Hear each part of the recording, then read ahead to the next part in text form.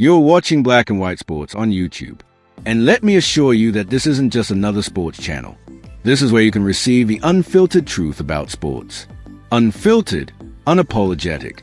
We're delving deeply into the subjects that truly matter, bringing you information that other outlets may shy away from. Black and White Sports supporters, well, I'm always talking to you guys about agenda in the WNBA, particularly when it comes to a coach of the Indiana Fever, Stephanie White. And, well, some more comments have come out by way of this interview she had with Sue Bird. Stephanie White has dropped a bombshell, and we're off to a flying start. The Indiana Fever's head coach recently described a sizable portion of the WNBA's burgeoning fan base as outright toxic.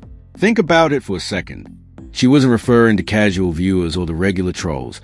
She was directly addressing the new blood. The same fan whose tremendous fervor was partly fueled by generational superstars like Caitlin Clark have practically dragged this league back from the brink. The mere chutzpah of referring to your sports lifeline as poison sent shockwaves throughout the community.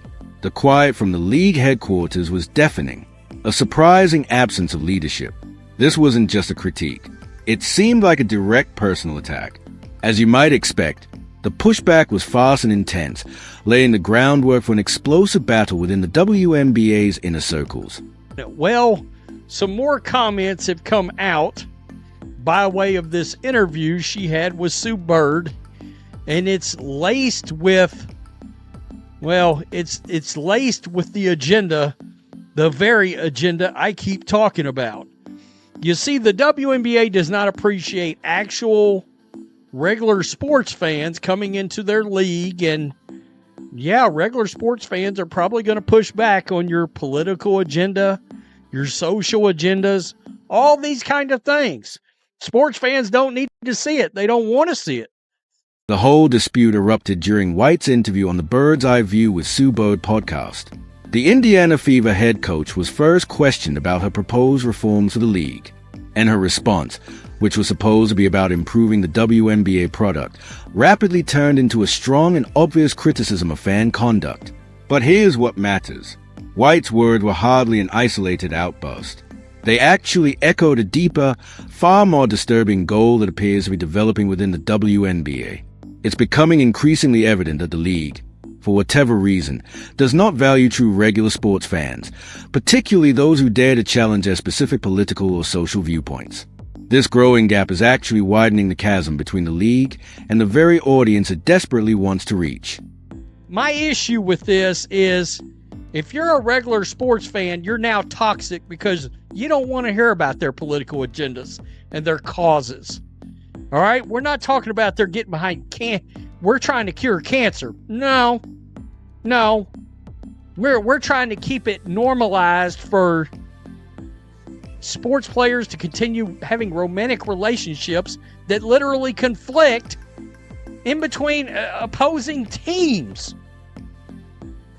Which, by the way, because of gambling, is And this is where the double standard becomes painfully clear. Stephanie White's message demonstrated a striking, almost astonishing level of hypocrisy. On the one hand, she firmly believes that the WNBA should be at the forefront of social change, continually advocating a very specific political agenda.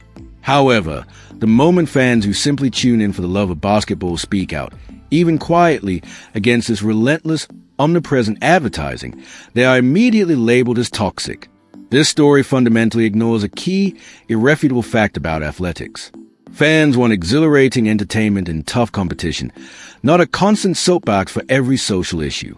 By continuously emphasizing ideology over organic development and broad appeal, the league intentionally alienates the very audience it badly needs to cultivate for long-term success. Anyone who understands basic market dynamics will find this technique perplexing. Which, by the way, because of gambling, is shocking. There's gambling on WNBA games, props, etc. You got players in the league that are having romantic relationships with each other. We've never brought that up. But if you look at gambling and you look at that, that is a huge problem. That is a huge problem. That's always the current concern with Stephanie White and a lot of these people involved with this league. Are you truly making The selective branding of fans as poisonous is especially galling, given the WNBA's recent, truly unprecedented spike in popularity. This burst of growth is not a calm, organic phenomenon that occurred on its own. No, it is massively, unquestionably due to the rise of breakout performers such as Caitlin Clark, Angel Reese, and Paige Buchers. These outstanding sportsmen haven't only introduced a few new faces. They have actually brought in millions of additional viewers, resulting in historic television rights deals and attendance levels that the league could only dream of prior to this era.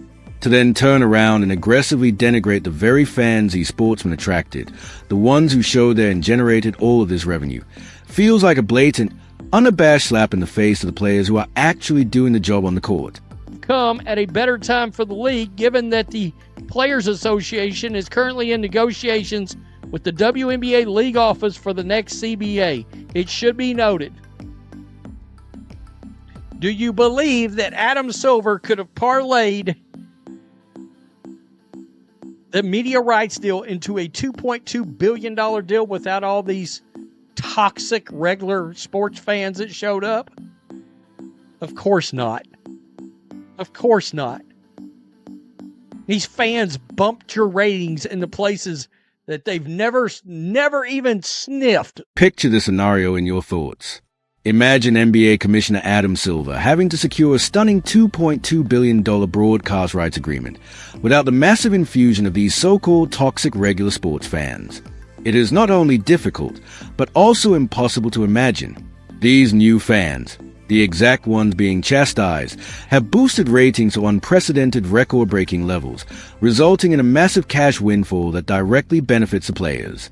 Without this tremendous, unmistakable rise in interest, driven almost entirely by the captivating storytelling and raw talent of stars like Caitlin Clark, these enormous, game-changing sponsorships will be beyond the WNBA's reach. The league is currently thriving like never before, experiencing unprecedented growth, but it is also biting the very hand that feeds it.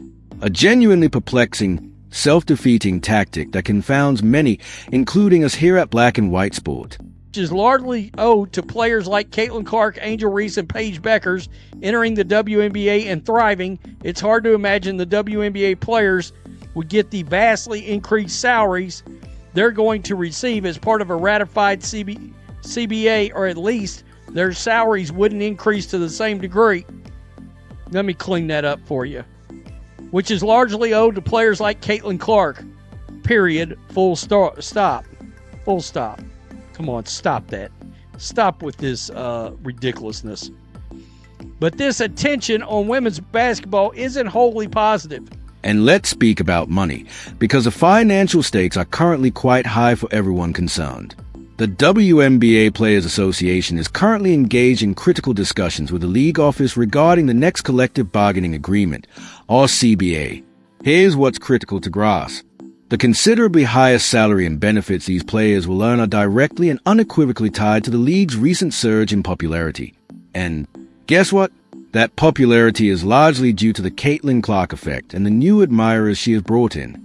Without this sudden tremendous growth in fan interaction and viewing, their planned wage hikes will be nowhere near the numbers they are now arguing for.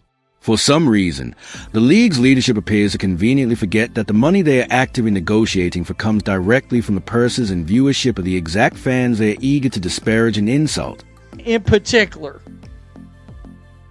she just come right out and said, I want our league to be all up in the agenda. I think we want to continue to expand the footprint to make sure the season's longer. It's tough with the calendar. It's tough with everything we have to compete against, but these women deserve an opportunity to have this as their only job, number one, and to be able to play a true season, to have an off season so their bodies can recover. And hopefully we won't see the same amount of injury. I mean, it's ridiculous. Be hypocritical, my friends. It only gets worse when you compare the WNBA's internal problems to continual outward criticism of its fans. The league is ready to describe fans as toxic just for challenging its specific social goals, yet it mostly ignores obvious professional conduct issues occurring among its own ranks. Consider the prevalence of romantic partnerships among opposing team players. This isn't a trivial curiosity, especially in a league where legal sports betting is becoming more common and widely accepted. It raises major issues about the game's credibility. This fundamental ethical quandary remains utterly unresolved, thrown under the rug. Nonetheless, fans are frequently scolded and chastised over tribalism. It's a total reversal of priorities. Shutting up about that. Not a chance. And now that gambling is in the background, I'm certainly not shutting up about it. It's a problem. Plain and simple. I mean, frankly, if the government wasn't so damn busy, I'd be like, maybe you ought to launch an investigation into the WNBA when it comes to gambling and all the romantic relationships among teams where they obviously know what each other are doing on a professional level that affects actual games played, that people are losing their hard-earned money betting on. And while you may believe I'm not supposed to mention it, the issue of player relationships potentially colliding with professional competition is far from small. It's a huge red flag. With the dramatic expansion of legal sports betting on WNBA games, which now includes individual player props, the possibility of blatant conflicts of interest becomes an extremely tremendous integrity-threatening problem. Are basketball judgments actually based simply on objective talent and strategic merit? Or are personal relationships and emotional links subtly impacting playtime and game strategies? What about the overall team dynamics? This highly unresolved internal debate, this murky area, represent a far more significant and grave threat to the league's reputation than any casual fan voicing an opinion online, no matter how sharply stated. Stephanie White's claim that tribalism is a unique, malicious phenomenon limited to the WNBA's new fan base demonstrates a fundamental, almost laughable misunderstanding of basic sports culture. Tribalism, which manifests itself as ardent team allegiance and fierce rivalries, is not a bug. It is a fundamental, absolutely necessary component of almost every major sports league in America. It's what drives engagement, increases viewing, and fills stadia. To single out the WNBA's new fan for this common universal sports phenomena and dismiss it as nastiness is ludicrous, intentionally uninformed, and downright disrespectful. It's a core feature of the game, a vital generator of enthusiasm, not a symptom of toxicity specific to these new fans. The WNBA's leadership, especially coaches like White, appears to be so engrossed in their chosen causes and political messaging that they are unable to separate the pure basketball product from their larger political and social agenda. And let me tell you, this inability to compartmentalize is more than simply a problem. It is a fatal failing. Fans want to watch excellent basketball. They want fierce, unvarnished competition and captivating narrative that take place entirely on the court. When every interaction, press conference, public statement, and social media post contains an overt political message, it inevitably alienates a sizable portion of the audience who simply want to enjoy the sport without being bombarded with ideological messages. And this, my friend, leads to widespread frustration. The commentator plainly stated that if normal sports fans express a desire not to hear about these agendas while merely watching basketball, they are suddenly labeled poisonous. This produces an environment in which disagreement is not accepted and independent thought is actively discouraged. The dominant narrative implies that fans must adhere to a very precise ideological position in order to be deemed good, acceptable fans. This method suffocates genuine involvement, and instead of cultivating a truly varied and passionately engaged fan base, which is critical for any expanding sports league, it purposefully fosters a stifling echo chamber. And let's be clear, this isn't about neglecting serious, actual causes like cancer treatment or battling real injustices. It is about the league's selective focus and arbitrary prioritizing. The WNBA aggressively promotes specific social causes, which is commendable. However, they appear to be deliberately ignoring basic professional integrity difficulties, such as the direct gambling consequences of these intra-team love relationships. The stark discrepancy in what the league chooses to address and how it labels those who dare to criticize these decisions reveals a severely misguided understanding of its own objectives and fundamental responsibilities to its audience, eventually damaging the league's legitimacy in the eyes of many. The commentator, visibly frustrated, explicitly questioned the league's day-to-day operations, pointing out the odd and plainly unprofessional ways things are handled, particularly when compared to other major established sports organizations. This is not only about coaching philosophy. It concerns the underlying managerial structure and overarching public relations strategy of a professional sports group. The WNBA, in one breath, desires greater compensation, exploding ratings, and full stadiums. However, in the same sentence, it wants fans to come in, consume their product, and then instantly shut up. That, my friends, is an absolutely unrealistic, unsustainable demand. The league's idea that supporters consume their products silently, without criticism, alternative opinions, or challenging perspectives, is a formula for disaster.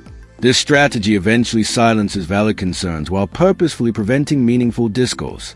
A truly healthy, vibrant sports league celebrates its devoted fan base, even and especially when they express dissatisfaction, rather than dismissively calling them toxic for simply having thoughts and a voice. The archaic notion that fans should be seen but not heard is an outmoded and entirely unsustainable approach in modern sports entertainment, inevitably leading to deep contempt and disenfranchised. The analysts' fury during the broadcast was palpable, as they stated unequivocally and boldly that sports fans have shown up, and you are not going to make us quiet up. You won't make us. You aren't going to quiet us. You are not going to try to silence us, censor us, or any of that stuff. This rebellious position aptly epitomizes a snap promise in the video title, reflecting the collective furious response from a fan base that is completely tired of being lectured and mistreated, especially after contributing significantly to the league's recent amazing success. The sheer hubris of Stephanie White and, by extension, substantial portions of the WNBA leadership to condemn the same fans who have produced this boom, this unprecedented surge of interest, is nothing short of appalling and tactically poor-sighted.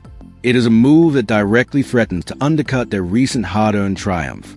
Instead of celebrating the varied, expansive new audience they've acquired, they chose to gatekeep and demand ideological conformity, requiring fans to think in a specific way in order to be considered good supporters. This tactic not only fostered profound division, but it also actively risks alienating the ardent supporters who are critical to maintaining this great period of development and recognition.